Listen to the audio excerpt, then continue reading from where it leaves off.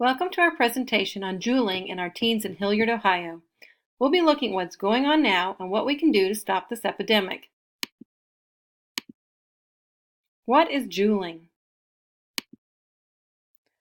A Juul is a type of battery-powered e-cigarette that converts liquid nicotine into inhaled vapor. It was designed to help adult smokers kick cigarettes, but its edgy design and fruity flavors have become a hit with teens. Each Juul pod contains the same amount of nicotine as a pack of cigarettes. While cigarette use has declined with teens, vaping has more than taken its place with over 3 million teens vaping today. Juul leads over 70% of the vaping market. Much of this is due to its slick social media campaign showing young people enjoying juuling. So what's the harm? Well, adolescent brains are more susceptible to nicotine because they are still developing. This puts teens at a higher risk for damage to their prefrontal cortex, which can cause a permanent loss of their impulse control and put them at risk for mood disorders like anxiety and depression. Now that we understand the risks of juuling, what are the risk factors for our community? Juuling is an issue all over the country, and no group is immune. However, studies show that those most at risk for vaping are young white or Hispanic males who live in English-speaking only households and whose families earn middle to upper middle income, just like those in our Hilliard schools. Let's take a look at some statistics about Hilliard from 2016. 88% of our households are white and 90% speak English only. In addition, the median household income was over $90,000. This lines up well with what the studies say put teens at risk for vaping. So what is happening in Hilliard now? Hilliard has around 36,000 residents and supports 3 local high schools, which also serve those from the city of Columbus and the city of Dublin. Juuling has been reported as being a major issue in our schools by school officials and teens themselves. School officials are trying to catch up with the problem. Hilliard and Dublin schools have partnered with Centero Counseling to begin educating parents and teens on juuling awareness. Recently, during the Be Well Parent Education Day, officials presented a session called Vaping, the Scourge of a Generation. This is a great start, but unfortunately, the problem still persists. So what are the obstacles? Well, one of the major barriers is that once kids become addicted, there are not many cessation programs designed for them. Most community support groups are designed for adults who want to stop smoking. Of those cessation programs out there, like the Tobacco Quit Line and the Breathing Association, most only offer free counseling to those who qualify as low income. As we've seen in our earlier statistics, this lets out most of the community of Hilliard. However, in truth, many of these same households are actually in debt due to high mortgages and high taxes, which would make it less likely that they would want to pay out of pocket for cessation counseling, and more likely that teens would be left on their own to try to figure things out. But perhaps most importantly, studies show that teens tend to base decisions on immediate consequences, not long-term threats. However, many anti-vaping campaigns focus on the long-term health issues associated with vaping. This is less motivating for those who are already addicted, but there is hope. Let's talk about a new idea. Social workers could help organize a community-wide effort that gives kids what they really need. First, they need to be motivated to actually want to quit.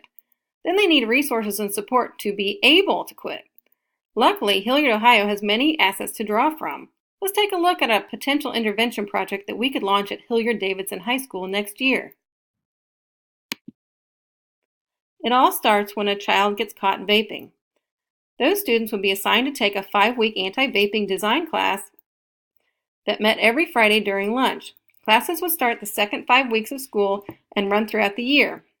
All parents and guardians of kids caught juuling would be notified about the incident and given the choice of enrolling in the class or taking a 3-day in-school suspension. Parents would also be given information on where to turn for vaping cessation for teens. But here's where it gets interesting. Step 1. Instead of getting a group of adults together to tell kids why juuling is bad for them, What if we empower the students who are caught vaping to create an anti-vaping campaign themselves to show their peers? And what if we have teachers partner with digital media professionals in our community to teach the kids how to do it using cutting-edge technology? And what if we encourage the campaign to focus on themes that connect with teens now, like social justice movements, environmental effects of vaping, and teen independence? This is exactly the type of campaigns that the Truth Initiative, an anti-tobacco group, has already been doing, and it's been seeing results. Let's take a look at one of their anti-smoking ads to get an idea.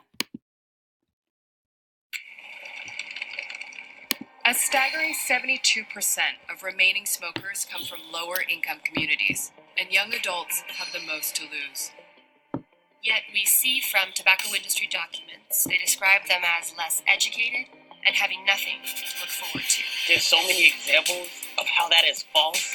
They don't think we're going to make anything of ourselves. Just because they see you that way doesn't mean you have to be that way. They're looking for people who are in a tough spot.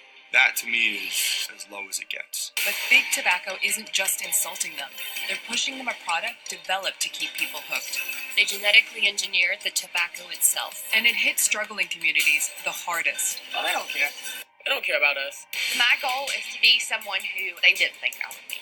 Our hardworking communities deserve a future. We can't let big tobacco take that away. We're still people. We're still human beings. It has to stop.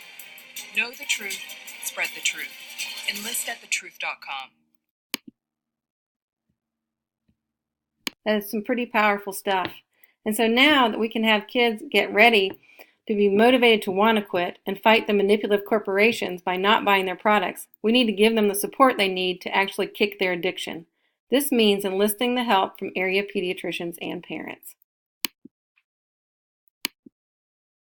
Since most families in Hilliard have easy access to health care, a child's pediatrician is often a family's most trusted source of information.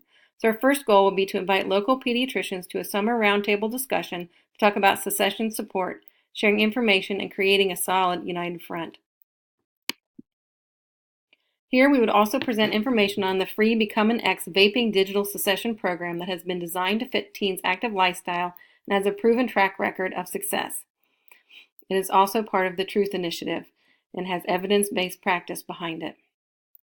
We would also plan how to get the same information out to the parents.